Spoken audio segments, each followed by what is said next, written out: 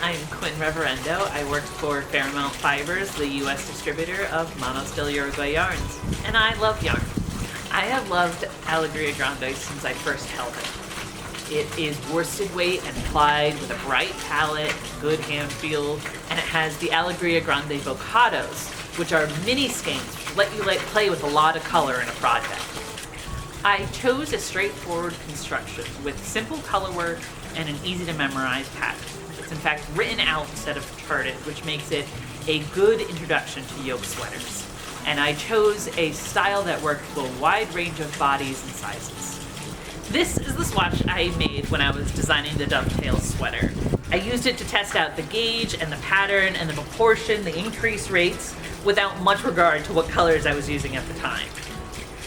The name Dovetail is in fact an ode to my father, who's a carpenter. The colorwork pattern here ends up looking a lot like the tails and pegs used in a dovetail joint in woodworking. Hi, my name is Sarah Chapman and I work at Fairmount Fibers. Thank you for joining us on the Dovetail Sweater Knit Along. Here is a dovetail sweater in all of its glory, designed by my colleague at Fairmount Fibers, Quinn Reverendo. Today I want to talk about three things: choosing color, your gauge, and starting the dovetail sweater. Let's talk about color work for the dovetail sweater. As you can see, there are 5 contrast colors in the dovetail yoke. Each contrast color is represented from a Alegria Grande Bocados, which is a 25-gram mini skein of our worsted weight yarn Alegria Grande. These are the 5 colors that I chose for my sweater. When I chose them, I focused on a high contrast bunch. This is the main color for my sweater. This is Malachita. When looking at my colors together, this is the closest color to Malachita. It's in the same color family. Even though it's brighter than Malachita, I want to put it inside the grouping so I have the highest contrast between the colors that will touch my main color when looking at my high contrast yoke. Now that our colors are selected, let's start knitting the sweater. The first thing we need to do is knit a gauge swatch. Gauge is the most important word in knitting.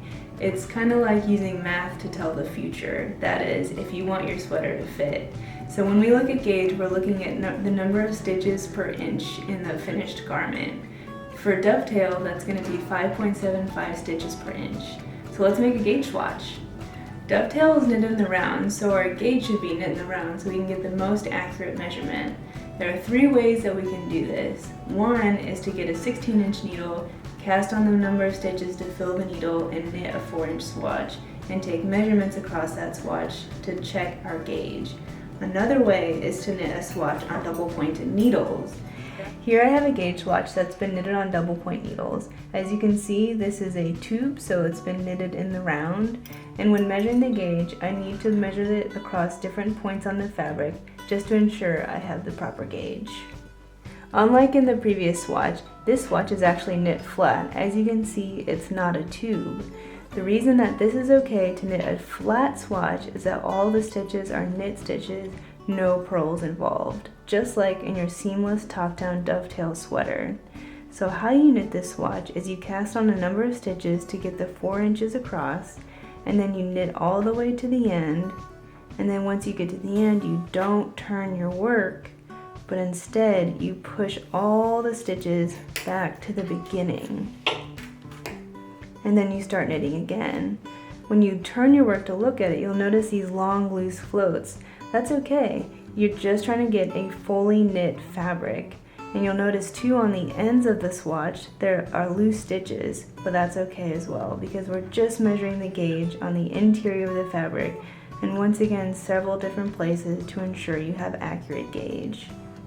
Now that you know your gauge, it's time to choose your size. You can choose what size works for you, and if you have any questions, you can always consult your LYS. Now we're casting on stitches for the neckband of the dovetail sweater. I'm knitting the second size, so I cast on 128 stitches. You can use whatever cast on system you like. I chose the long tail cast on. This is my last stitch.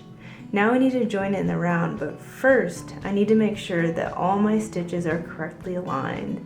I'm looking for any twists or kinks that I can smooth out So what I would recommend is place your needles with the stitches on a flat surface and just make sure that all the stitches are oriented in the same direction.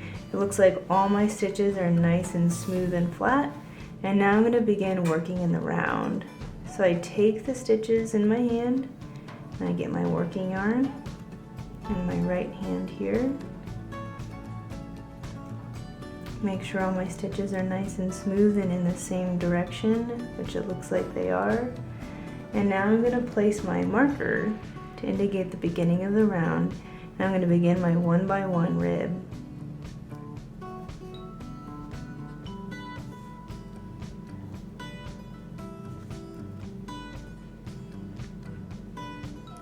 Now that I've started my rib, I'm going to complete the ribbing for the neckline and continue to the short row section. That's what we'll be working on in the next video if you would like to join us.